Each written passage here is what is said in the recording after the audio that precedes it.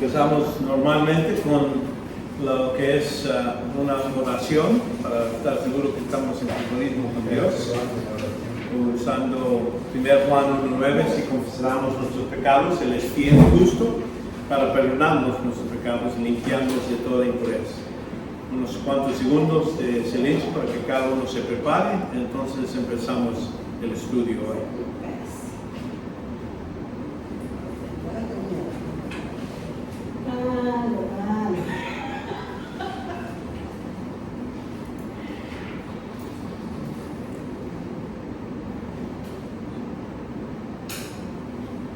Padre, te damos gracias que has estado con nosotros. Pedimos que, Padre, el Santo Espíritu nos aclare muchas cosas que ahora vamos a estudiar sobre tu palabra. Ayúdanos a comprender para poder aplicar nuestras vidas y enseñar a otros cómo es la vida cristiana, reconociendo que el Evangelio estaba escrito a los judíos, pero también tiene muchas lecciones para nosotros. Padre, pedimos por tu ayuda en el nombre de Jesucristo. Amén. Bueno, aquí es donde ya la semana pasada terminé sobre la discusión sobre las enseñanzas de Cristo sobre los ángeles, y creo que llegamos aquí donde es la condena del rey. Esta es una importante porción, porque es que aquí demuestra cómo en principio primero recibieron una convicción al Señor, ¿verdad? En sus enseñanzas, mucha gente estaba aliviado por de segundo, un casero. Ahí está. Y entonces vemos, pero luego vemos un repetido donde rechazan a Jesucristo. Y estamos hablando de los líderes como nación rechazaron a Cristo. Algunos aspectos de este rechazo, vamos a ver, es esencial para entender lo que está sucediendo. Primero vemos la primera parte es en el huerto, Cristo para prepararse por medio de oración. Reconocemos que Cristo era su costumbre, ir aparte a orar a Dios cuando iba a pasar por un ministerio o algo.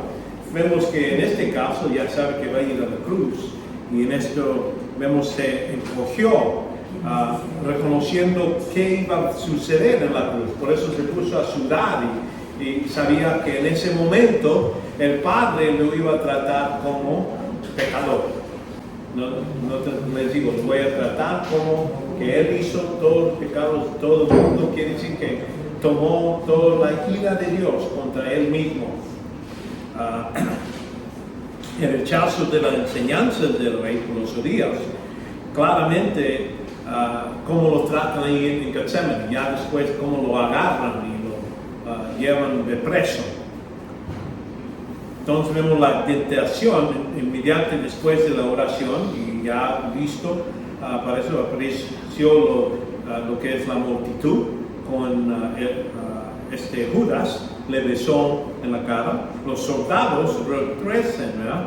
Evidentemente un caso de la gloria de Dios, reconociendo aquí en Juan 18:6, y cuando Él les dijo, yo soy, reducieron y cayeron a tierra.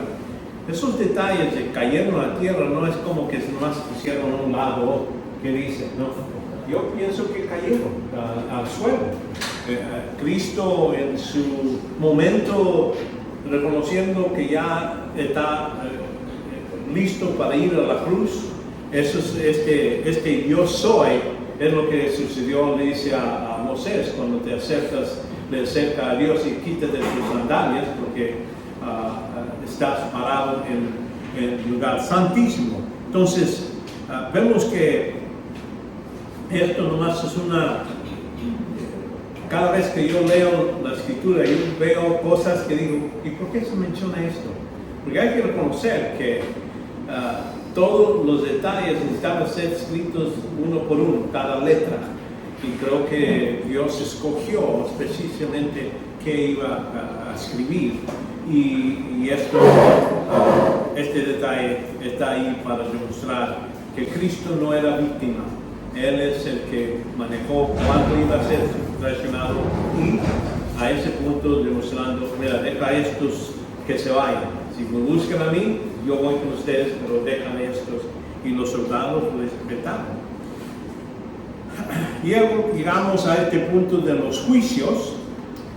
Vemos que estos juicios por los sumos sacerdotes eran ilegales, porque la ley debía de ser durante el día, debía haber testigos que habían independientes que venían a dar testimonio, pero aquí la primera frase era juicio informal antes de Anás, que es lo llaman el sumo sacerdote, pero creo que él era sumo sacerdote por medio de los judíos, como ellos trataban, pero el segundo, Caifás, era sumo sacerdote por medio del puesto ahí en su lugar por medio de los romanos. Ellos querían controlar lo que estaba pasando y por eso habían dos. Y por eso se llaman cada uno sumo sacerdote. No es que ya había dejado de ser sumo sacerdote o era Caifás. Acuérdense como en la ley dice cuando el sumo sacerdote muere, entonces había otro el que seguía. O sea, hasta que moría. Y normalmente no cambiaban hasta ese momento. Entonces, pero en el caso de Anás, por eso digo, Anás es el que creo que era verdadero por medio de la ley de los judíos, pero como digo, los romanos pusieron otro porque querían controlar las cosas. Y en este caso, los dos estaban trabajando como sumo sacerdote. Vemos con dos falsos testigos, vemos esa parte donde lo que debe suceder es que ellos deben traerlos independientemente, ellos dan su testimonio, entonces se va y el otro viene y da su testimonio. Y ahí es la ley legal, pero aquí en la noche ellos querían vallar algo contra él y entonces querer llevarlo a matar. Vemos que ahí también en tercera fase la violencia del sumo sacerdote cuando le dan cachetada a Jesucristo. Y entonces la cuarta frase es cuando Cristo está hablando, le preguntan directamente a Jesucristo si Él es el Señor.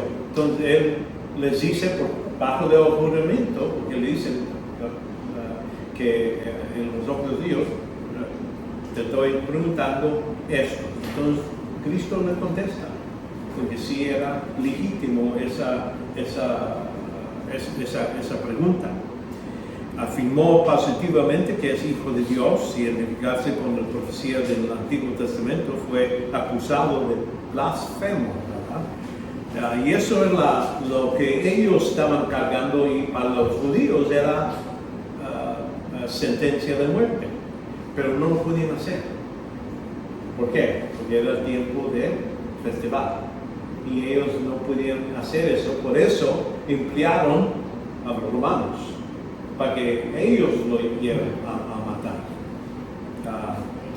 Y esto, por eso aquí vemos el juicio ante Piloto. Él primero va ahí y eso después de atarlo y lo llevaron y entregaron a Piloto, el gobernador. Ahora, él ahí sí es legítimo, vamos a decir, en el senso que el gobierno tenía el derecho de pena capital.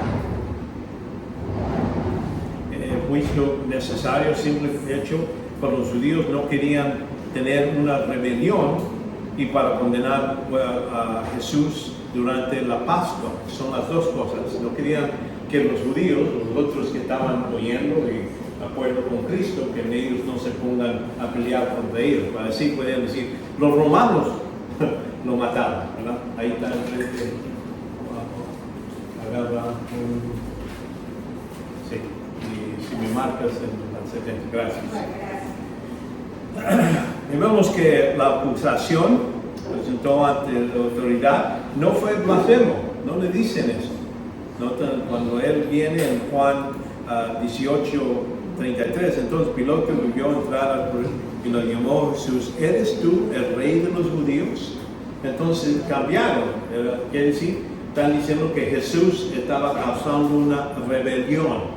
Eso sí, los romanos no están interesados de cosas religiosas, pero aquí cuando hay rebelión, entonces sí, él necesita hacer una investigación. Pero entonces Pilato, después de investigar, hablar con Cristo, dice en 18:37, Pilato entonces le dijo, así que eres rey. Respondió, tú dices que soy rey, porque para eso yo nacido, y para esto ha venido al mundo, para dar testimonio de la verdad. Todo el que es de la verdad escucha mi voz. ¿Y qué es verdad?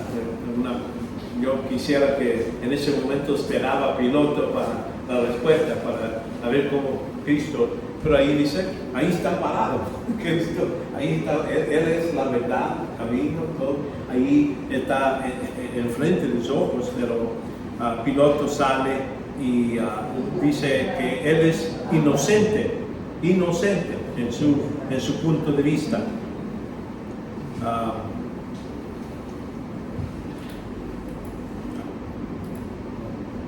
Vemos que la acusación presentada, autoridad, no era blasfemo, sedición, es lo que le dice.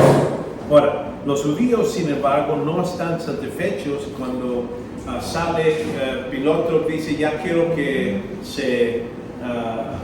les voy a dar, le golpeó a Cristo para presentarlo así, con sangre y todo eso, y dice, ahora sí, ¿qué creen? Hay que tener misericordia. Pensó, van a tener misericordia, dice, bueno, ya lo golpeó y todo eso, ya lo van a dejar ir. Pero ellos dicen, no, queremos a Barrabás en lugar de Cristo. Y eso era por medio de los sacerdotes, ellos pusieron a la gente que clamaban por algo. Y era uno que merecía la muerte, él estaba abajo de la pena de muerte, y entonces él lo dejó ir y Jesús agarró su lugar. Entonces vemos la muerte de Cristo. Ahí hay varios versículos que podríamos ir con más detalles, pero lo que quiero que entiendan que sí, los romanos hurtaron a Jesucristo por medio de la cruz y hicieron todo el trabajo, pero era por medio de los judíos que rechazaron a este rey. No queremos este como nuestro rey. Y entonces, por eso hay una parábola donde Cristo habla de esto, donde dice que el rey salió y agarrar su lugar, y entonces dice esta gente que decía, no quiero ver a él como rey, nos va a destruir su ciudad y todo lo demás. Entonces, es lo que sucede en el año 70. Pero aquí en la muerte menciona ciertos aspectos teológicos. Vemos estos se llaman 7 palabras pronunciadas en la cruz. Dice, vemos el primer, su misericordia, ¿verdad? Padre, perdónalos porque no saben lo que están haciendo. Lucas. Le dice al ladrón, los dos ladrones parecen que empezaron a hablar los dos contra Jesucristo. Entonces uno reconoció, dijo, mira, sí, yo y tú estamos recibiendo lo que merecemos, pero este hombre es inocente. Y entonces le pide a Jesucristo, recuérdate de mí cuando entres en tu reino. En ese momento no dice, te voy a prometer vivir una vida limpia, cristiana, no voy a pagarte nada. Él está, vamos a decir, destituto de poder hacer cualquier cosa, y él nomás le pide a Jesús, y entonces Jesús le dice, hoy entrarás conmigo al paraíso, prometiendo a este hombre salvación. ¿Por qué? Y no es por obra ni por lo que merecía, pero por nomás fe, confianza, que él podía hacer esto. Entonces vemos como él, su responsabilidad siendo el hijo primogénito, su padre, parece José, muy probablemente ya murió, porque no se menciona durante este tiempo. Y entonces le dice a Juan, le dice a María primero, dice, mujer, he aquí tu hijo. Y entonces le dice a Juan, he aquí tu madre. Entonces ya dijo, ya tengo ya esa responsabilidad se lo pasó a Juan, que cuide a María, resucita. Y entonces aquí creo que es cuando Cristo está verdaderamente recibiendo, hasta este punto está sufriendo en la cruz, pero hasta este punto es cuando creo que Dios mismo, el Padre, lo castiga a Cristo por unas 3 horas. Y estas 3 horas son donde Cristo murió espiritualmente. Entonces, cuando decimos muerte, hay que reconocer que estamos hablando de separación. En este caso, Dios el Padre volteó la cara contra su Hijo en el senso que lo está tratando como un pecador, totalmente, y como nosotros merecemos. Y entonces, por eso aquí, Cristo no está diciendo aquí, ¿por qué me has dejado? No, Él está hablando de un salmo. Ese salmo, de principio a fin, habla de las mismas palabras, Dios mío, ¿por qué me has abandonado? Parece que David escribió esto, ¿no? Vamos a decir, si David sufrió cuando sus huesos están estrechados y todo eso, es posible que sufrió en su visión o algo así, pero él escribió esto, pero está hablando de este momento donde Cristo está recibiendo todo lo que es la ira de Dios contra él. Y vemos que al fin de todo, ya cuando termina este tiempo, dice aquí que en Juan 19:28, noten lo que dice: después de esto, sabiendo Jesús que todo se había ya consumado, para que cumpliera la escritura, dijo, tengo sed. Noten, en su meticidad de Cristo, sufriendo todo lo que estaba sufriendo, Él está consciente de hay que decir esto. ¿Tenía sed? Probablemente sí. Pero es lo más importante aquí, está diciendo, lo dijo porque estaba cumpliendo con lo que está en la profecía. Cumple precisamente letra por letra que iba a decir. Aquí tengo sed. Entonces, ya cuando vemos que termina, todavía está vivo, ¿no? ¿Sí? No ha muerto físicamente, murió espiritualmente, pero aquí, entonces, aquí en Juan 19:30 nos dice: entonces Jesús, cuando hubo tomado el vinagre, dijo, consumado es, y inclinó la cabeza y entregó su espíritu. Notan, ahí es donde Él mismo decidió, ahora sí, voy a permitir morir. ¿Me entienden? Es algo que el hombre no puede hacer. Sí, puede agarrar una navaja o algo así y cortarse y todo eso, pero de tener la capacidad de decir aquí, ya no voy a estar en este cuerpo, voy a salir. Eso es algo que Cristo mismo dice aquí. Consumado es. Entonces lo que notamos al fin, ya después cuando es en Lucas 23:46 dice: y Jesús, clamando en gran voz, dijo, Padre, en tus manos encomiendo mi espíritu. Habiendo dicho eso, expiró. Quiere decir, todavía está vivo, y notan cómo lo dice. No dice, mi Dios me entregó mi espíritu. Dice, mi Padre. Ya se arregló, ya cumplió lo que necesitaba hacer, morir en la cruz espiritualmente, y ya ahora ya tiene relación con el Padre otra vez. Por eso le dice, Padre, en tus manos. Bueno, uno ve todas las 7 palabras y podemos ver la conciencia de Cristo en cómo Él consciente de lo que está haciendo. Y aquí cuando dice ya muere.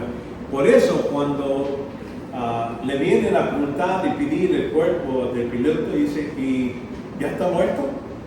¿Por qué? Normalmente no mueren así tan rápido. Cristo sí, estaba golpeado y todo eso, pero nota, aquí los 2 otros ladrones todavía están vivos. Estaban crucificados al mismo tiempo. Estaban vivos y les quebraron los pies, las piernas. Lo que pasa es con Cristo, la Biblia dice que ningún hueso iba a ser quebrado. Y por eso cuando llegó el soldado, lo vio y dijo, pues ya está muerto, nomás agarró una lanza y le metió a un lado y le sale agua y sangre, dice agua y sangre. Pero ya sabemos, los doctores saben que cuando uno muere y todavía tiene toda su sangre, lo que pasa es que se separa la sangre, lo que es claro, líquido, se queda arriba y lo que es borrado cuando se toca con oxígeno, se baja para abajo por las piernas. Entonces ahí es donde vemos la muerte de Cristo y es una muerte diferente de cualquier otra. No hay ninguna otra persona que pudiera morir como Cristo, porque Él todo demostraba su total control en todo lo que sucedía. Entonces aquí vemos todos los 4 evangelios nos habla de la resurrección de Cristo. Él es tan importante que era necesario. Reconocemos que durante todo el ministerio de Cristo, cuando empezó a decirles, como mitad de su ministerio, empieza a decirles, ya voy a Jerusalén, ya voy a ser crucificado, muerto, y en 3 días voy a resucitar. Varias veces les dice esto, y vemos que esto se cumple aquí como si es cuando Cristo se resucita. Mateo enfatizó la resurrección como prueba de todo lo que enseñaba Cristo. Aquí en Mateo 17:9 dice, mientras descendían del monte, Jesús les ordenó diciendo, no contéis nada de la visión hasta que el Hijo de Hombre haya resucitado entre los muertos. Cuando ellos vieron la transfiguración, dice que en la transfiguración en el monte estaban hablando, él estaba hablando con Elías y Moisés. Son los 2 testigos que van a estar durante la tribulación también. Y vemos aquí, él les dice, no les digas a nadie hasta después. Vemos Marcos, parece haber hecho instancia de la aparición del Señor Jesucristo como prueba de su resurrección. Aquí en Marcos 9:31, porque enseñaba a los discípulos y les decía, el Hijo de Hombre será entregado en las manos de los hombres y le matarán, y después de muerto en los 3 días se resucitará. Entonces ahí, ¿por qué se menciona en el Evangelio? Aunque Marcos y los demás no entendían en ese tiempo, ya cuando están escribiendo ya se acuerdan, es lo que digo en ese tiempo, digo en este tiempo. Y entonces ya después, llenos del Espíritu Santo, se acuerdan de todo eso. Aquí en el camino de Emmaus, vemos Jesucristo presentándose a ciertas personas donde no lo conocían. Uno dice, ¿cómo es eso posible? Que no conocían a Jesús, y vemos que aquí dice que él hablaba con ellos, pero los ojos, el versículo que es 24:16, pero sus ojos estaban velados para que no le reconocían. Es decir, ¿Dios puede hacer eso? Creo que sí. Si él no quería que ellos sepan nomás viéndolo, porque él quería que estén pensando, oye, que tú eres la primera persona que no has oído de todo de Cristo, y ellos empiezan a contarles. Entonces él les da una lección sobre cómo está él presente en toda la Biblia.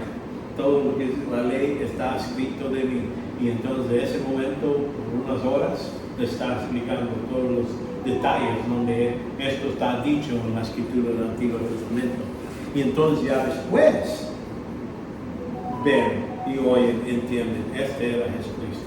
Y dicen que corren a la ciudad para decirle a sus otros discípulos, o los discípulos, para que vayan. Pero vemos que Juan es más personal, ¿no? Como les digo, muchas veces sabemos que hay otros pasajes son personales, como Lucas, cuando él habla sobre la Virgen, como ella el ángel vino, hay ciertas cosas personales, pero aquí vemos que Juan es uno que parece que da más de estos detalles, especialmente de la resurrección de Cristo, cómo aparece a María Magdalena, a los 12, y todo lo que escribe para que creas aquí en Juan 20, 30 a 31, el propósito del Evangelio. Dice, y muchas otras señales hizo también Jesús en la presencia de sus discípulos que no están escritas en el libro, pero estas se han escrito para que creas que Jesús es el Cristo, el Hijo de Dios, y para que al creer tengas vida en su nombre. Entonces, el propósito de todos los relatos que Juan escribe es con ese propósito, para que sepan que es el Hijo de Dios, Dios hombre, y que creyendo en él, en la vida eterna. Entonces, seguimos con lo que es la escatología de los evangelios. Aquí vamos a ver, cuando hablamos de escatología, normalmente hablamos de Daniel, hablamos de Apocalipsis, porque ahí es donde dan muchos más detalles sobre lo que va a suceder en el futuro. Pero vemos que esta escatología tiene algo que ver con el reino ofrecido, el reino proclamado, el reino aplazado o rechazado, bueno, también, y el reino profetizado, que es decir, que va a suceder. Ahora, vemos el reino ofrecido. Esto se refiere a Jesús como el Mesías que va a venir. La mayor parte de la enseñanza de los evangelios se refiere a lo que es el reino. Si uno quiere decir, ¿qué se trata los evangelios? El reino. Y a los judíos. Vemos aquí, vemos el Juan el Bautista, se presenta, es uno de los primeros que como están ofreciendo. Él está hecho, lo manda Dios a Juan el Bautista para preparar el camino del que iba a venir, que es el Mesías. Ahora, esto va a suceder otra vez con Elías durante la tribulación. Pero aquí vemos que es como una sombra. Yo les digo, entiendo que Juan es Elías en espíritu, en el senso, el mismo función de preparar para el Mesías en su venida. En este caso, la primera venida. Entonces, Elías va a ser resucitado, va a traer aquí en la tierra y va a preparar el camino para la segunda venida de Cristo. Y así se cumple todo lo que es la profecía sobre él. Y esto, como le digo, ahora, pero todavía no.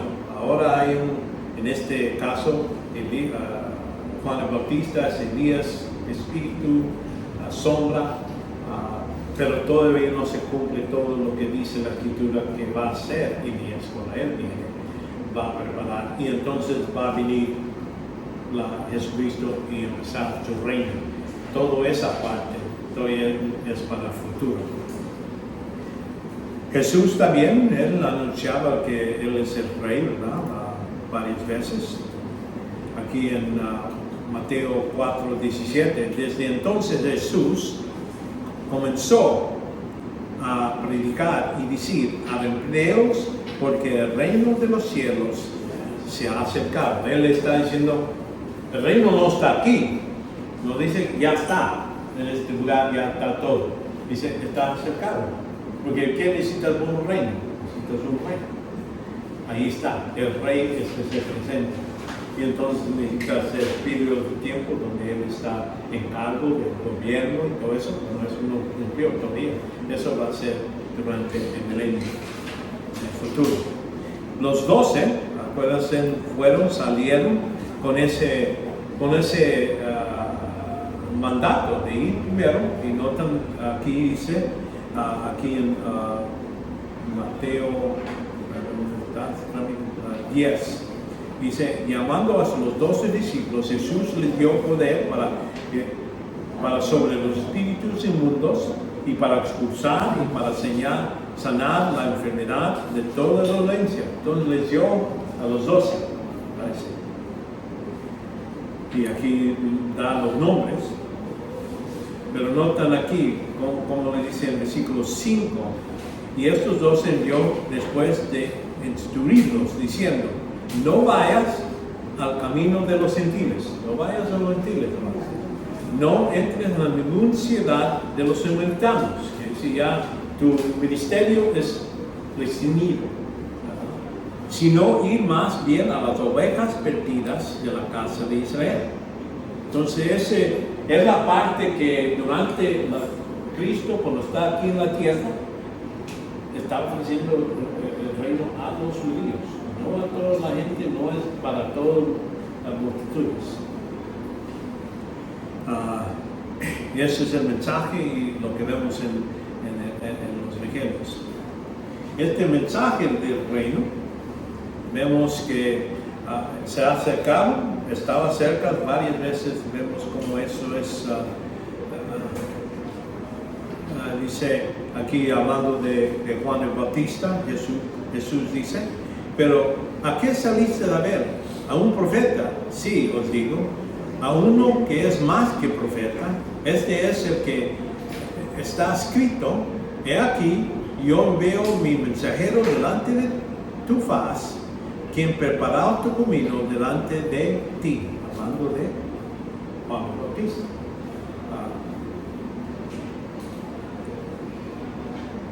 Pero cuando le preguntan a Juan el Bautista, ¿tú eres el profeta? No soy. ¿Eres Elías? No soy. Porque él literalmente no es. Pero sí está funcionando. Cristo lo reclama que está funcionando mucho como lo que va a ser Elías. Y entonces, ¿qué es el significado de lo que decimos cuando decimos el reino? Porque hay confusión. Alguna gente dice, la iglesia, estamos en el reino. Ahorita predicamos el reino. Hay que reconocer, hay una diferencia en lo que cuando se utiliza el reino con los judíos, con sus discípulos, ellos entendían el reino literal de cuando Cristo viene como reinar, como rey en este mundo, en la tierra, literalmente. Nosotros a veces hablamos del reino, pero más espiritual. El concepto premilenial del reino no niega hecho que en algunos lugares la palabra reino se refiere a un reino universal, aquí en Mateo 6:33. Pero buscar primero su reino y su justicia, y todas estas cosas se van añadidas, hablando a los discípulos, a gente que en este caso vemos si eso tiene aplicación para nosotros, ¿verdad? En el senso que estamos buscando para el reino, pero celestial, algo que Dios tiene, reconociendo que Dios es Dios, Él es el Rey, Él manda más de todas las criaturas y todo lo que hay. Entonces, eso es su reino. Vemos que a veces se implica, o vamos a decir, señala de eso, pero es más raro en los evangelios, es más raro que está hablando de eso. Está hablando, todos los que están oyendo del reino milenial. Tampoco niega que los misterios del reino del cielo, aquí en Mateo, y vamos a ir por Mateo 13 un poquito más. Pero ahí creo que ahí está hablando un reino, cómo Dios va a estar manejando a todo lo que va a suceder desde cuando Cristo muere hasta cuando Cristo venga la segunda vez. Todo ese tiempo tiene aspectos del reino en el senso espiritual, no el literal que va a ser en la tierra. Y es lo que está refiriendo a la época actual ahora. Pero sí afirma que el reino mesiánico, davídico, terrenal, milenial, todas son las cosas que estamos hablando, es que anuncia Juan el Bautista y el Señor y los 12. De eso están hablando, de ese reino milenial. Pero vemos que esto fue rechazado por los judíos. Desde el punto de vista del nombre, vemos que ellos y las promesas que se hicieron necesarios estableciendo un reino terrenal se cumplirán literalmente en el futuro de la segunda venida de Cristo. Es cuando lo cumple totalmente.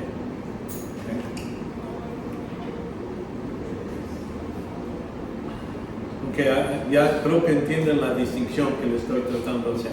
Algunas cosas se hablan del reino espiritual en el senso como Dios está manejando hoy día, pero en la mayoría de todo lo que referencias en el Evangelio son del reino lineal, física, terrenal, literal en el futuro. Es lo que quiero que entiendan. Vemos, Mateo parece enfatizar estas distinciones básicas. Sí. Según lo que hemos entendido, que el Señor cuando vino a buscar la ovejas perdidas de Israel. Sí. Entonces por eso él hablaba del reino. Sí. Entonces Sí. nosotros podemos entender otra cosa porque no ubicamos de que él está hablando a Israel. Exactamente. Sí, y eso, esa es la idea que cuando leímos todos estos pasajes en los evangelios debemos poner eso en mente. ¿De qué está hablando? Cuando habla del reino, los discípulos, ellos entendían el reino milenial. Todo lo que es profecía en el Antiguo Testamento está hablando de eso. No hay nada de la iglesia, ni nada de esta época entre medio. Inicialmente ellos no pensaban eso. Sí. Porque pensaban que él venía como un rey conquistador. Ajá, exactamente. Sí. Entonces ellos pensaban que este reino se iba a dar ya. Sí. Y la cosa es, ellos creían que eso va a ser ahorita. Los judíos, ellos estaban rechazando, este no va a ser nuestro reino, no queremos este como nuestro reino. Entonces, por eso entendemos que es punto de vista. Por eso, cuando estamos hablando de los evangelios y la teología de los evangelios, estoy registrando, poniendo aquí que debemos de verlo como se debe ver cuando estaba escrito, que entendían y es lo que entendían ellos. Okay. Vemos que el sermón del monte, capítulo Mateo 5 a 17, ese está hablando de ciertas reglas durante lo que va a suceder durante el reino milenial. No es precisamente, hay, vamos a decir, implicaciones para nosotros, porque hay ciertas verdades, no hay que buscar para que no seas juzgado. Esto todavía es legítimo ahora, así como en el tiempo de Job, antes de Moisés, cuando ellos empezaron a criticar o dar juicio, sus amigos estaban haciendo juicio contra Job. Eso, sabemos que eso perdieron. Vamos a decir, necesitaban ir a pedirle a Job, ora por mí para que Dios no me mate.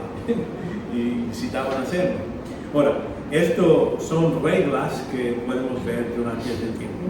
Las parábolas del reino, este es Mateo 13. Vamos a ver, eso está más hoy día. Vamos a ver cómo eso sucedió. Entonces, cuando hablamos del discurso del Monte de los Olivos, eso está hablando de lo que va a suceder durante los 7 años de la tribulación. Ahí vamos a ver eso.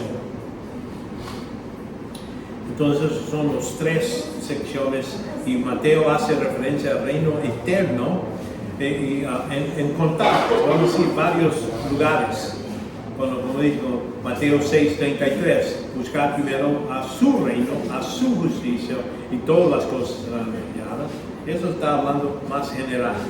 12:28, pero si expulsa los demonios por el Espíritu de Dios, entonces el reino de Dios ha llegado a vosotros. Entonces ahí está hablando Cristo, ya Cristo es el que está ofreciendo el reino y deben de reconocerlo. Entonces voy a ir voy a hablar poquito más de capítulo 13 de Mateo en un rato. Pero aquí entonces vamos a el reino proclamado, reconociendo cuando hablamos del reino proclamado, vemos que, esto vemos, hay que considerar que el sermón del monte desde una perspectiva cuádruple. Ahí vemos primeramente una llamada de un cambio interior, algo que necesita uno cambiar, no es algo físico, no es afuera, es algo dentro del hombre, así como nacer otra vez, es la idea. Nadie puede entrar al reino si no primero se ha nacido otra vez. Tiene referencia para cualquier momento, mucho de lo que vemos en Mateo 5 a 7 se puede aplicar en nuestro tiempo también.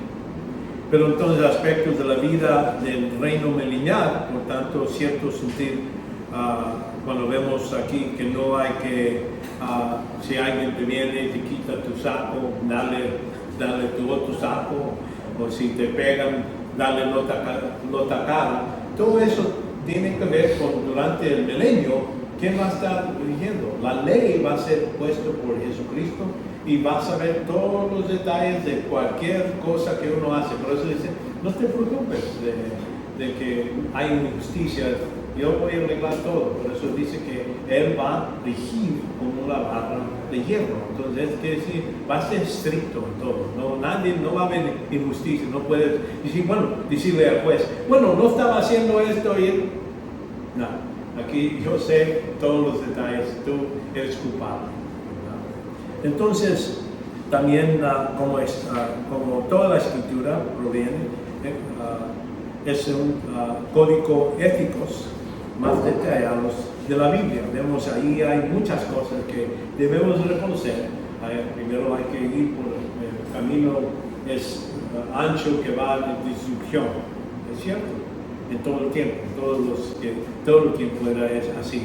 Puedes tener diferentes religiones, diferentes dioses, pero es estrecho el que entra a vida eterna.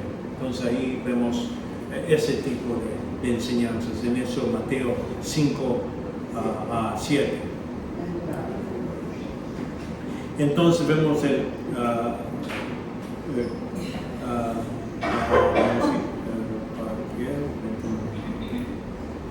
características de la ciudadanía del reino.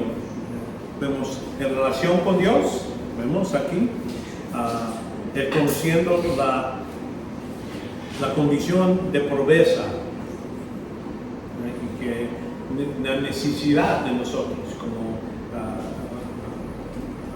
gente, Mateo 5, ¿verdad? Vemos aquí también la relación entre hombres, bienaventurados los misericordiosos, pues ellos recibirán misericordia, bienaventurados los limpios de corazón, por ellos verán a Dios. Entonces, esos son todas cosas que, reconociendo cómo tratamos unos a otros, es parte de nuestro deber. Entonces vemos la relación con el mundo. Aquí es donde vemos capítulos 7, 13 a 16. Y vosotros sois de la tierra, pero si la sal se ha vuelto insípida, ¿con qué hará salada otra vez? Entonces nosotros, en este caso, ellos debían de preservar, porque la sal estaba utilizada para preservar la carne, así no tenían refrigeradoras o hielo para mantener, usaban eso para mantenerlo que no se pudra, en la misma idea. Nosotros, cualquier persona, cualquier época de tiempo, estamos aquí, Dios ve un país, una familia, entre más creyentes, más que están siguiendo, preserva esa sociedad. Cuando ya hay muy pocos, entonces Dios dice, voy a destruir esa sociedad. Eso es lo que sucedió en el tiempo de Abraham, cuando en Sodoma y Gomorra. Le dice a Abraham, vas a castigar a todos si hay 50, y si hay 40, hay 20, hay 10, entonces dice, no lo voy a destruir. vemos que Dios tiene sus límites. Dice, voy a dejar que la maldad y todo eso crezca a un nivel, pero ya en un tiempo voy a juzgarlo. En el mismo modo, nosotros, creyentes, bueno, todos ustedes, están percibiendo este país, esta nación, para los que nos siguen y todo eso, pero bien. Y por eso vemos estas características de ciudadanía del reino, pero estamos hablando en el reino del ya era ese modo que Dios manda, pero también tiene implicaciones para hoy. Es la sociedad. Vemos la ley ciudadana del reino, vemos los diferentes pecados,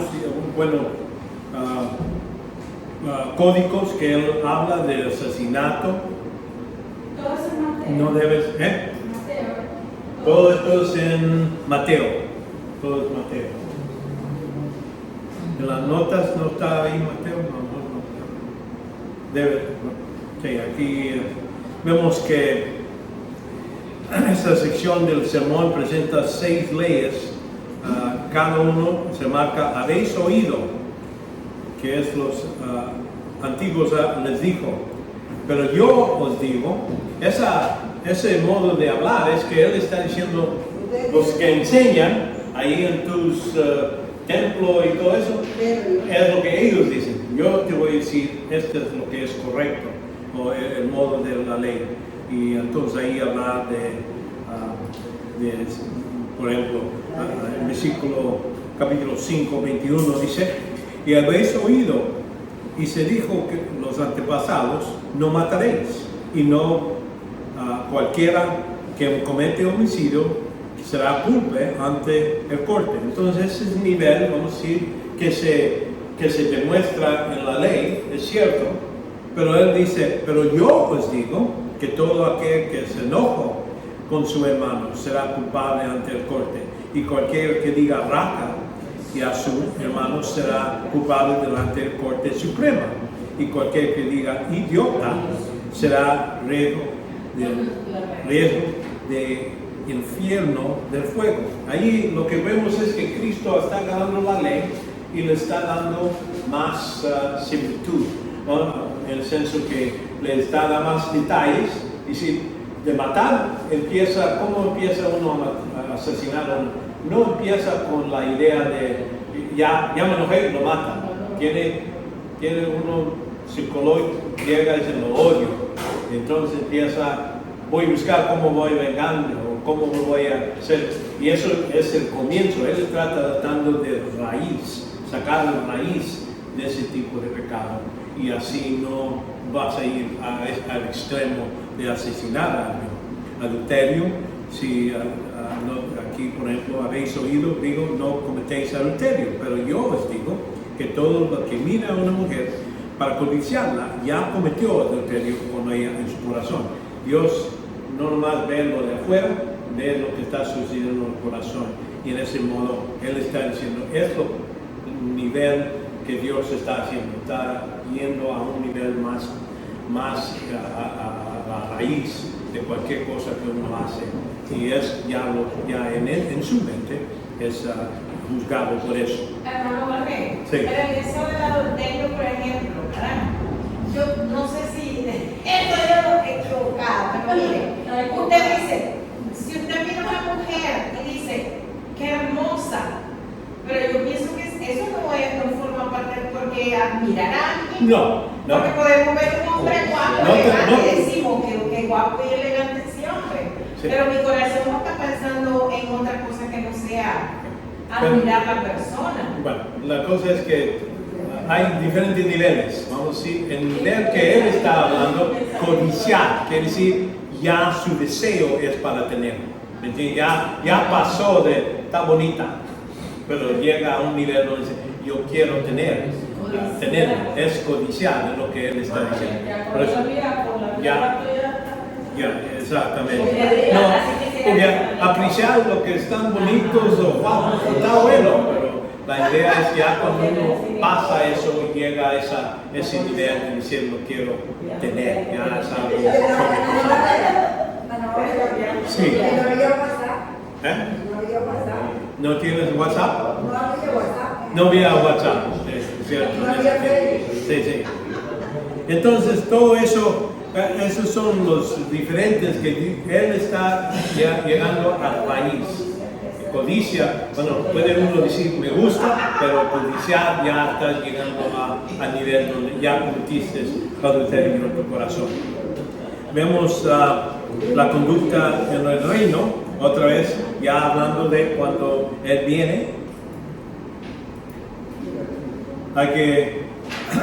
Vemos que eliminar los motivos torcidos, la limosna.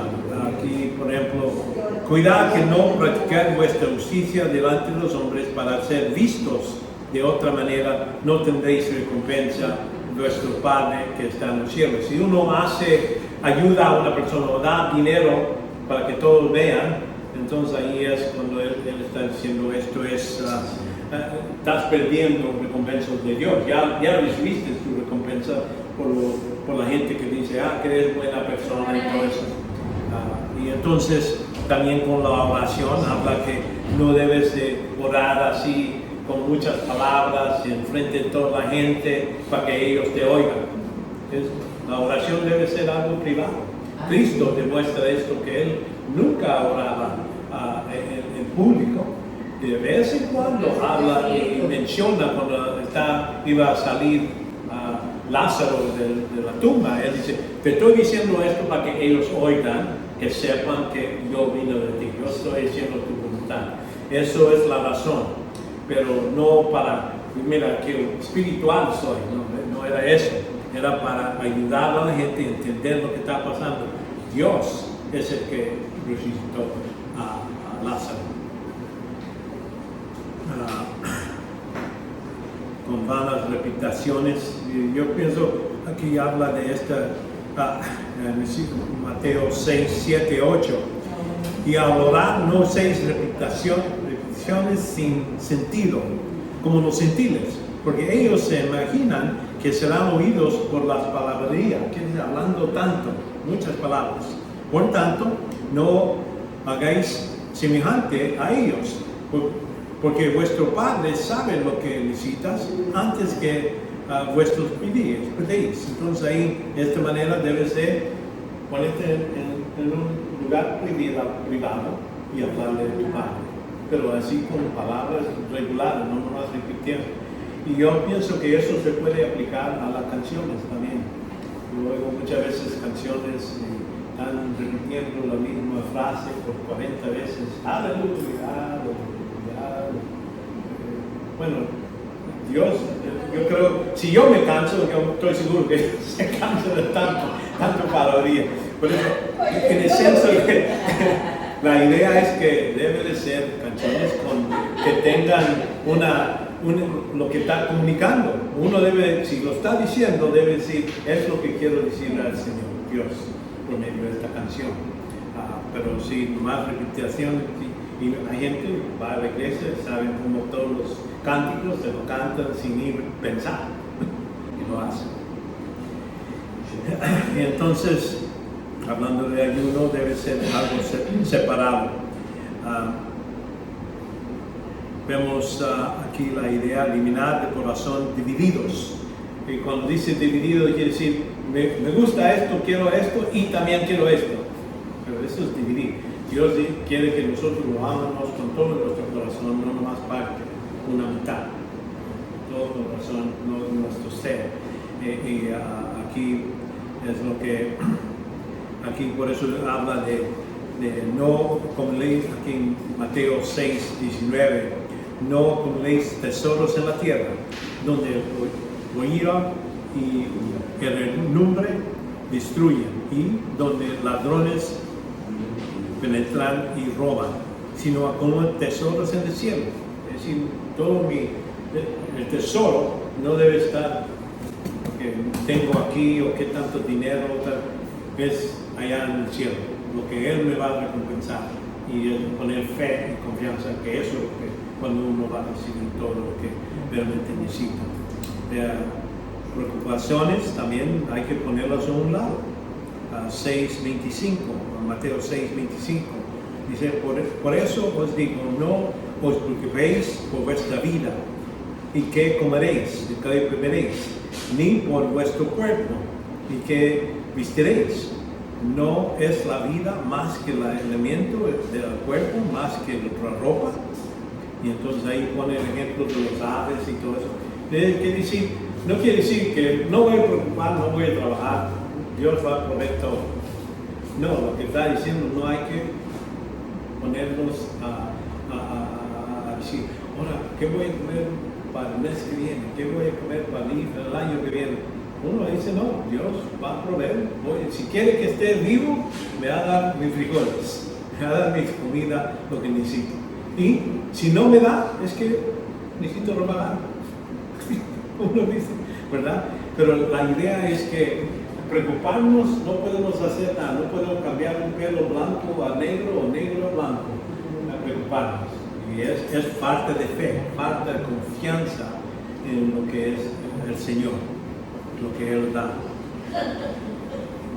Entonces todo eso debe estar en un lado y debemos poner la prioridad en las cosas espirituales, pero buscar primero su reino y su justicia, y todas esas cosas serán enviadas, que sí, todo lo que necesita uno por vivir, Él lo va a proveer.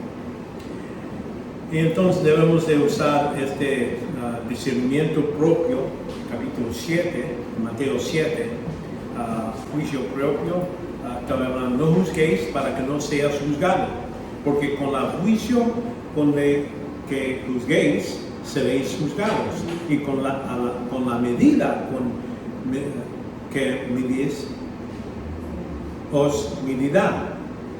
Entonces quiere decir que si yo acuso y digo, esta persona está robando, lo acuso, vamos a decir, les digo a otra gente, estoy juzgando y diciendo que eso es lo que sucedió.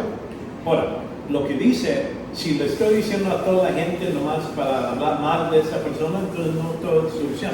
Ahora, si es algo como la ley, voy a la policía, digo, esta persona está robando, aquí está la evidencia para eso es cumpliendo.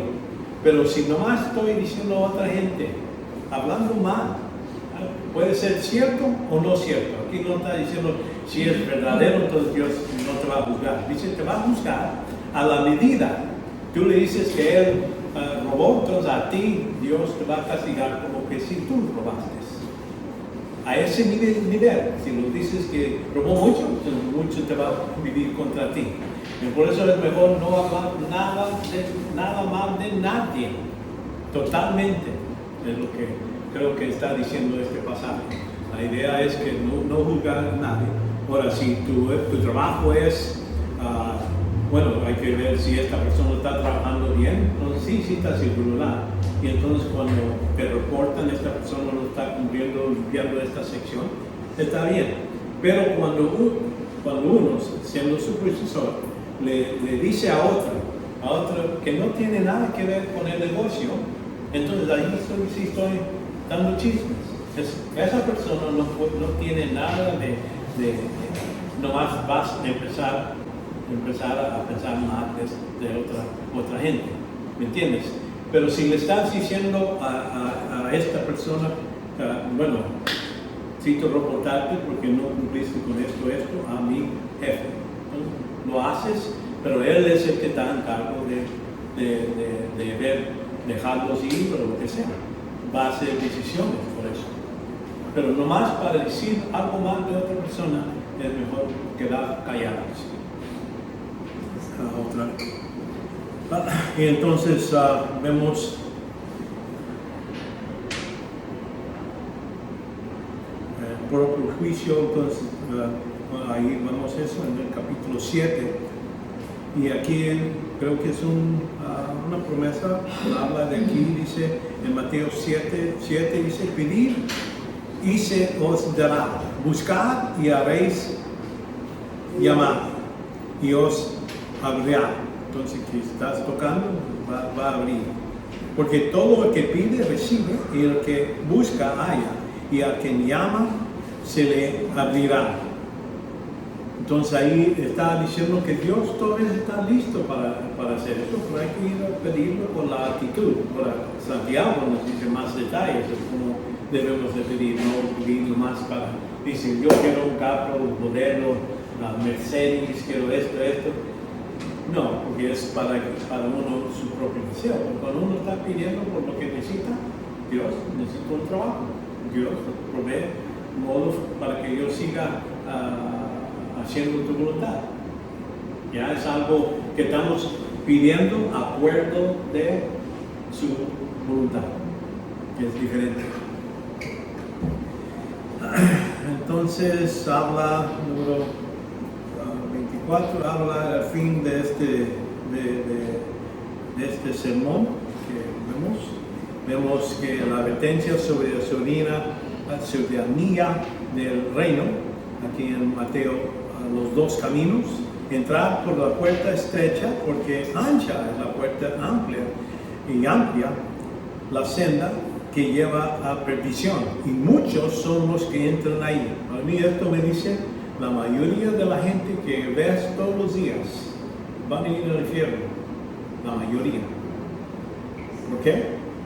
Están yendo por eso, todos estos otros caminos.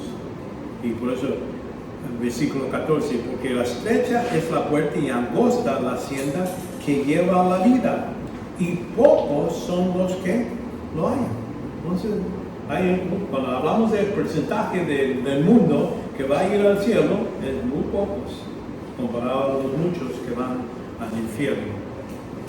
Habla cómo vas a saber los falsos profetas por medio de sus frutos, dos frutos. Cuidado los falsos profetas que viven a vosotros que vestidos de ovejas, pero por dentro son lobos de replazos.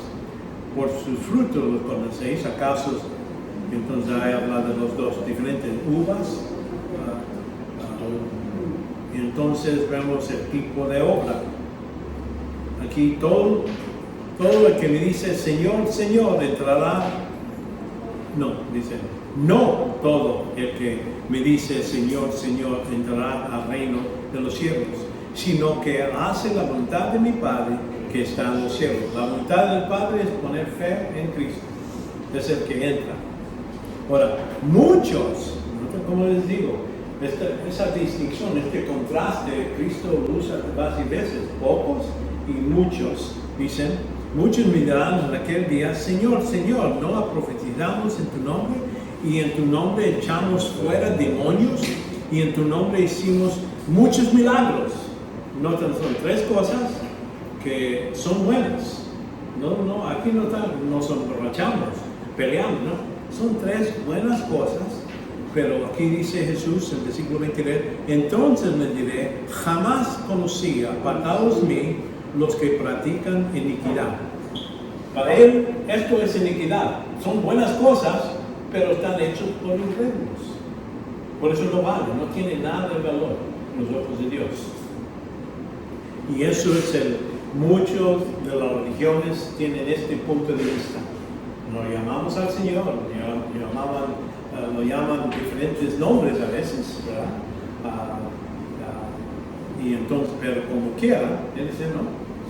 Si usted no ha hecho lo que era necesario, es creer en Cristo, no será aceptado. Entonces vemos dos tipos de construcción. Por lo tanto, aquel que oiga estas palabras mías y lo pone en práctica será semejante a un hombre sabio edificado su casa sobre la roca. La casa es nuestra construcción sobre el base, que es nuestra salvación. Estamos puestos en Cristo, ese es nuestro cemento. Ahora ya debemos de edificar arriba de eso, nuestras obras, las cosas que hacemos para el Señor. Eso sí tiene valor porque están ya cementados en lo que es la salvación. Y entonces estos son, vamos a decir, advertencias para el reino. Estamos hablando del reino generalmente, la idea que cómo vamos a tener relación con Dios, pero también esto está hablando durante el tiempo del reino milenial. Ahora, cuando Él les habla a estos discípulos, él está diciendo, ¿ustedes quieren ser parte de eso? Sí, los judíos van a ser, pueden ser parte del reino cuando están resucitados. Ya acuérdense que va a haber la tribulación. Al fin de la tribulación va a haber gente, creyentes, que van a entrar con cuerpos naturales, pero entonces van a resucitar los creyentes del Antiguo Testamento, los que necesitan recibir su nuevo cuerpo, como Job. Dice, yo sé que mi Redentor vive, y yo, con mis ojos, no otros, voy a verlo. Entonces él sabía de esa resurrección, pero eso va a suceder al fin de la tribulación.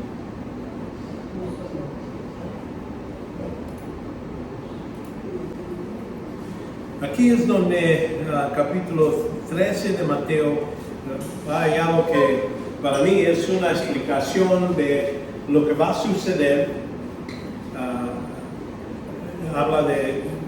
Es un resumen de estas parábolas, y hay varias parábolas aquí, durante el tiempo que la primera y la segunda venida de Cristo. Quiere decir, va a hablar de cosas que suceden después de la resurrección de Cristo y hasta cuando el fin, para él, el fin de este capítulo 13 es cuando Cristo regresa a la tierra y establece su reino milenial.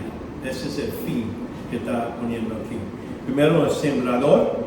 Vemos aquí en Mateo 13, capítulo 1, el sembrador es Cristo. Las semillas son personas que han recibido la palabra, y el campo es sembrar es el mundo, ¿verdad? Quiere decir, esta semilla del Evangelio se pasa a todos, y cada lugar que pasa, esa simiente está ahí, está buena, pero si está en roca o en otros lugares que no va a producir, no aceptan, entonces son los que la interpretación es de los que reciben la palabra, individuos. Algunos no dan fruto, personas que oyen pero no entienden, o otras que oyen y tienen experiencias emocionales. A veces sienten, sí, yo creo en Cristo, pero en verdad ellos no han puesto una fe completa en el Señor. Tienen la idea todavía que necesito hacer buenas cosas, o necesito ser parte de esta organización, de esta secta, o sea, cuando ellos ponen algo junto más que nomás fe, entonces esos son las personas que no, y a lo mejor emocionalmente lo aceptan, pero realmente no ponen su confianza. Pero pronto se marchitan, es decir, rápidamente se pierden. Algunos han pensado que a lo mejor esto está hablando de creyentes que vienen, pero así nunca otra vez vienen a tener una relación con el Señor verdadero. Como decir, dicen que aceptan a Cristo emocionalmente en este momento, pero ya de buscar de la escritura, buscar de estudio, buscar una iglesia, el ministerio, no tiene nada que ver con eso.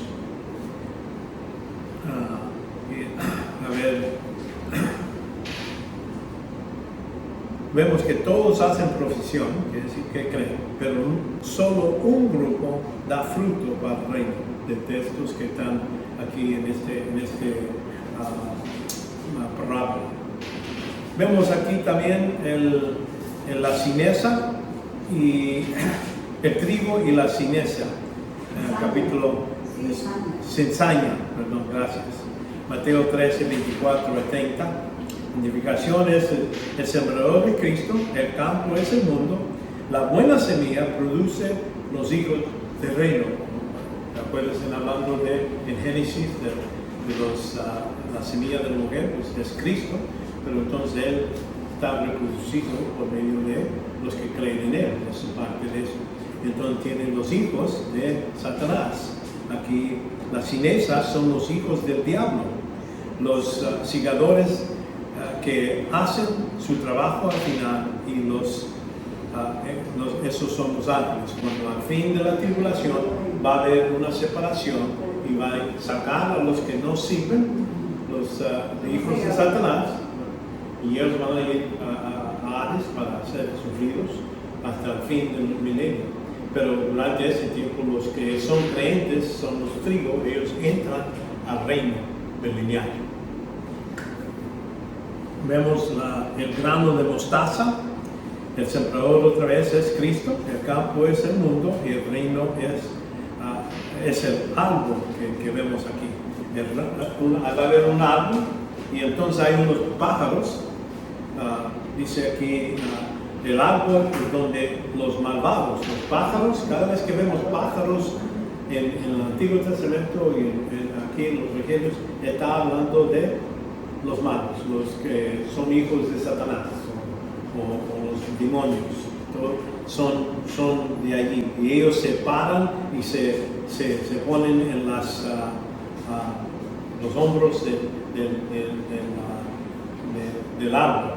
Quiere decir, el árbol va a sostener los buenos, vamos a decir, creyentes, y también va a tener otros que son falsos profetas, y de eso está hablando aquí. Vemos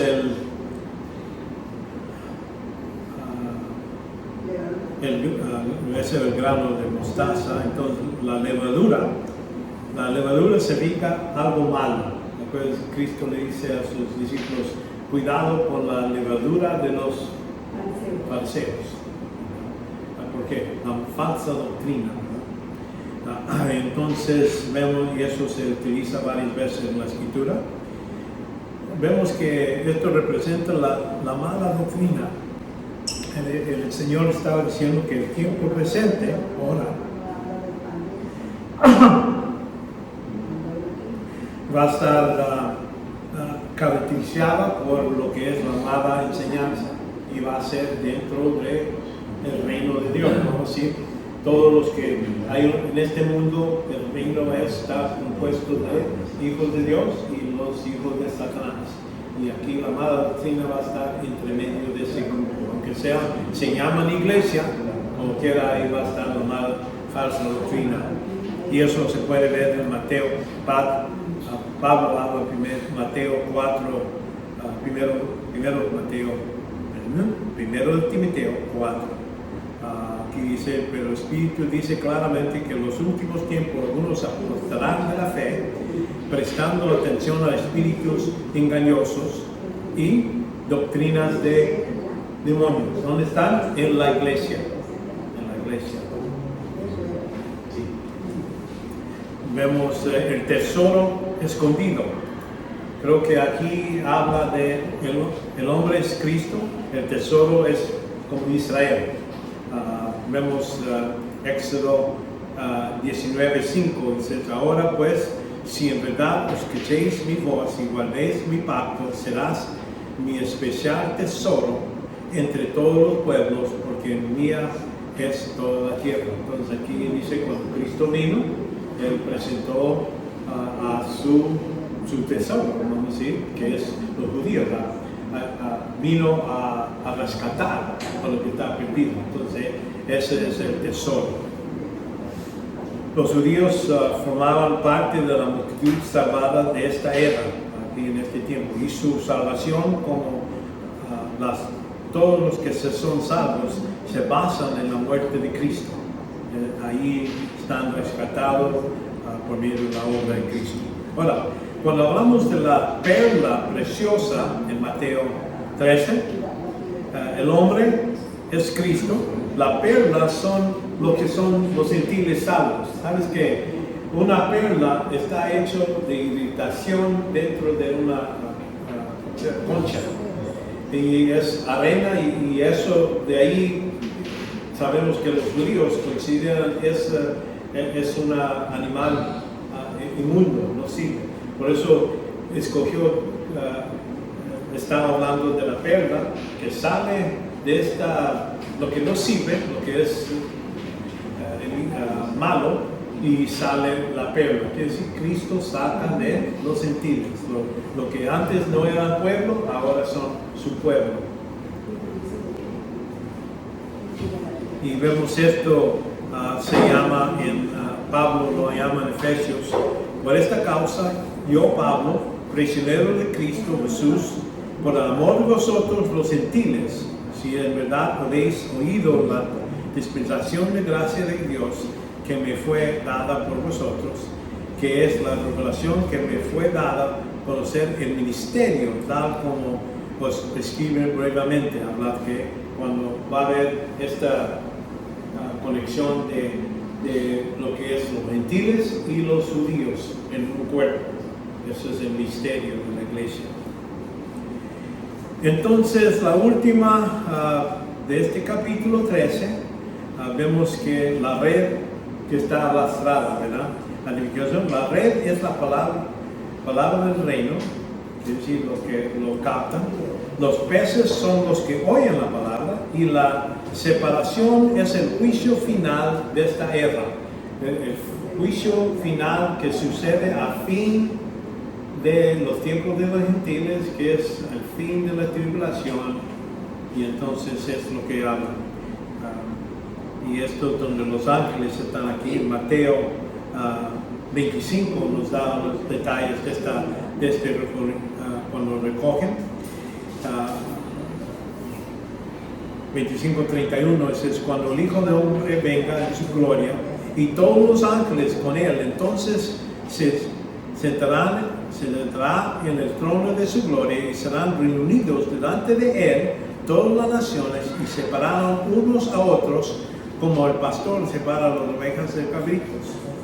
¿Verdad? Entonces ahí es donde está hablando al fin de la tribulación, cuando ya va a juzgar y va a haber algunos que van a entrar al reino milenial y algunos que van a Hades para ser ahí.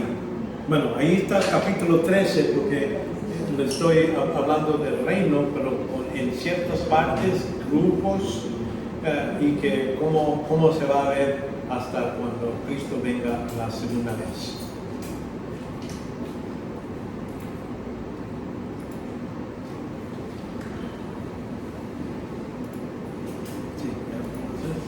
Ok. Entonces aquí cuando hablamos del el reino profetizado, la importancia del discurso de Olivet, ahí está, nos aclara varias cosas de lo que va a suceder en el fin del tiempo. Las preguntas de los discípulos vamos a ver, los señales al fin, habla de señales, lo que va a suceder, el señal de la venida de Cristo final, y vamos a ver algunas ilustraciones hechas por hablas que Cristo habla durante este tiempo. Vemos aquí, primero este curso habla de temporal, es tiempo. Aquí, por ejemplo, cuando digo de tiempo, hay que reconocer que cuando Dios habla y trabaja con los judíos, Él tiene un reloj donde Él dice, esto va a suceder en este tiempo. Para la iglesia no hay relojes, no hay nada donde dice, esto sí está pasando, esto va a suceder primero, así que la siguiente cosa que va a pasar para la iglesia es el rapto con la iglesia. Y por eso no hay señales, no hay ninguna seña que podamos apuntar, ya se está acercando, ya vamos a ir todos los días, estamos acercando al día cuando va a ser el rapto. Y sí, hay cosas que ahora podemos decir, bueno, parece que se ha acercado, pues ya tenemos una nación que se llama Israel. ¿Por qué tantos años no teníamos? 2000 años. Desde AD 70 hasta en 1945 es cuando vemos un grupo que se llama Israel. Eso es algo, un milagro. Muchas veces hay diferentes tipos de grupos, de naciones que han subido, pero ya cuando se destruyen no regresan. No regresan en 100 años, 5, no regresan en 2000 años, seguro. Pero Dios está comprobando que Él va a cumplir su palabra, que va a haber un grupo que se llama Israel, que va a haber un templo en Jerusalén, y eso va a suceder. Bueno, por eso vemos aquí, pero todo esto es solo el comienzo de dolores, cuando en Mateo 24:8. 14 dice, y este evangelio del reino predicar a todo el mundo como testimonio a todas las naciones, entonces vendrá el fin. Noten aquí, son específicos, que va a haber, esto va a suceder, entonces, el comienzo y aquí está el fin. Varios otros pasajes que habla eso. Porque habrá entonces una gran tribulación, tal como no conocido desde el principio del mundo hasta ahí, y ni acontecerá jamás. Entonces ahí habla de el tiempo, los últimos 3.5 años de la tribulación. Es evidente que todos estos, ellos refieren a lo que decimos que es el gran tribulación. Aquí, por ejemplo, ahí dice que no, un tiempo donde no va a haber otro como eso. Aquí es donde vemos todo esto tiene que ver con la segunda venida. En Mateo 24, 29 dice, pero inmediatamente después de la tribulación de esos días, el sol se oscurirá, la luna no dará luz, las estrellas caerán del cielo y las potencias del cielo serán sacudidas. Esto está hablando que cuando Cristo viene va a ser un evento espectacular, ¿no? Y esos son señas que se va a ver. Estas señas no se ven cuando Cristo viene para su iglesia. Esto sucede a la segunda venida cuando viene a la tierra.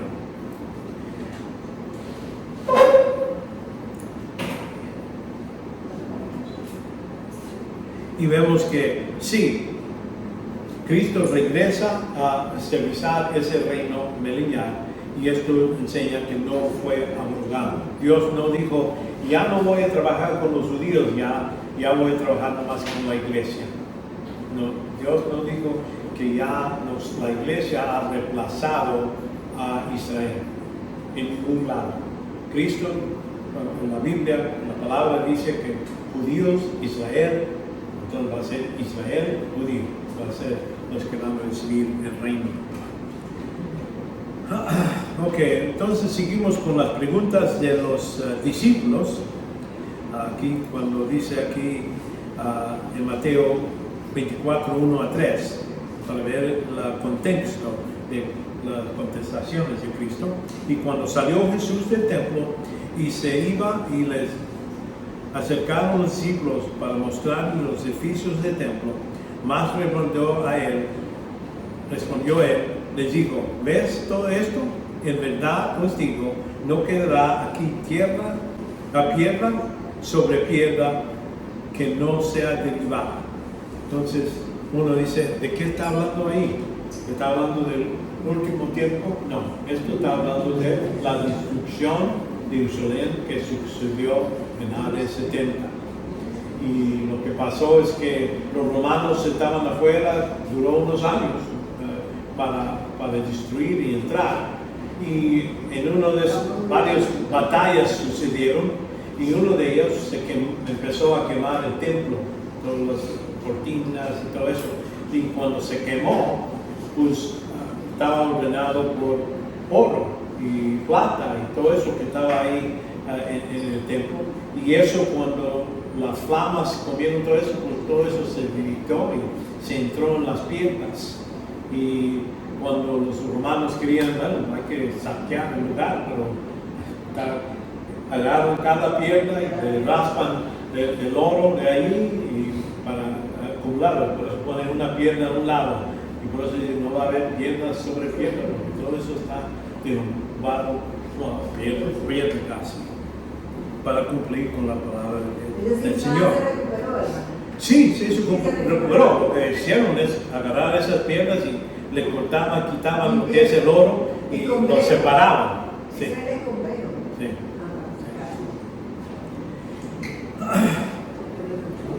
Obviamente en las mentes vamos a ver, ¿cuándo será esta destrucción? Esa es una pregunta 1-1.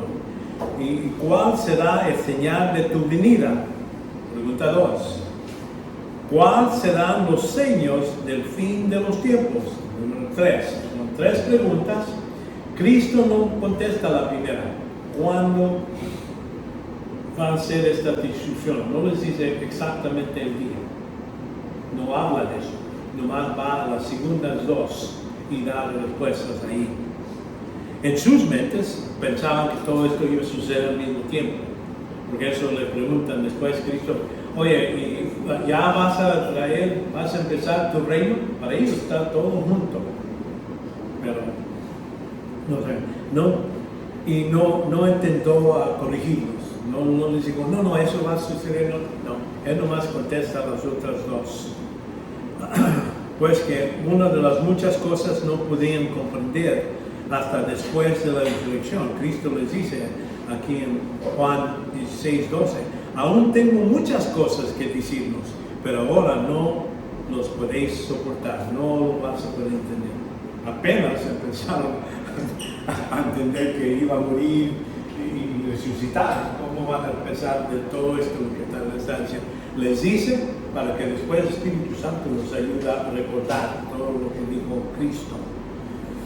Entonces vamos a la segunda pregunta, a la respuesta de la segunda pregunta, y eso lo vemos en Mateo 24, 4 a 26. Por eso decimos, ese capítulo está hablando de la tribulación.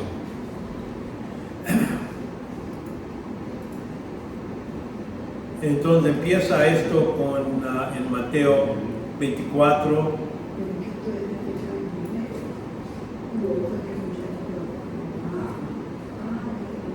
24.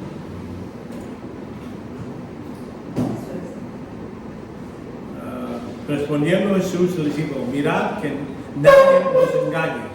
Esto es alguna advertencia que les dice varias veces, no, que nadie te engañe. Por eso le está dando tantos detalles para que puedan decir, no, están equivocados. Vemos esto, entonces empieza con explicarles los signos del fin de los tiempos.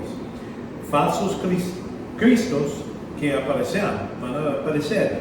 Y esto quiere decir, en este tiempo, durante nuestro tiempo, ha habido falsos profetas, falsos cristos, todo eso. Eso no es seña que ya va a suceder en un año, 5 meses, algo así. Esto ha sucedido todo el tiempo. Vemos que Pablo visita hablar a Timoteo, Judas habla de eso, de la misma idea que hay falsas doctrinas, que todo eso. Por eso no es de eso. Hay que ver todas las cosas, no más uno o dos de las cosas, todos juntos. Y por eso vemos aquí perturbaciones físicas, aquí versículos 6 y 7, habéis de oír guerras y rumores de guerras. Cuidado, no os alarméis, porque es necesario todo esto sucede, pero todavía no es el fin. Entonces se está explicando, aunque ahora vemos eso, de no más guerras, vemos de rumores de guerras. Cuando hablamos de rumores de guerras, no estamos hablando que nomás están hablando. Está hablando que no se puede decir quién es el enemigo, cuál es el que está opuesto. Ahorita hay terroristas que, por ejemplo, Estados Unidos soporta terroristas en este país, en Siria, y acá en Irán no los soporta, los pone contra ellos. Y por eso no se puede saber quién es el que está peleando contra uno u otro, lo que es la guerra fría. Quiere decir, no se están peleando usando a diferentes naciones en lugar de salir, nosotros estamos contra esto o algo así, no lo hacen. Y eso es los rumores, por eso es un poquito diferente. Pero en el tiempo de la tribulación va a ser más. Esto va a ser algo que el anticristo va a estar utilizando mucho. El caballo blanco, por ejemplo, cuando él sale, vemos que él dice que tiene una arca, pero no tiene flechas. Quiere decir que él está utilizando amenaza, no realmente lo usa, pero después le da al otro caballo que sube, y es el caballo rojo, y dice, le da a ese tiempo para quitar paz de la tierra. Entonces ya empieza físicamente y se ve más abierto. Pero dice, va a haber perturbaciones, terremotos y todo eso. persecución de los creyentes. Eso va a ser empieza la tribulación con los más incrédulos, 100%, porque toda la iglesia sale y deja aquí incrédulos.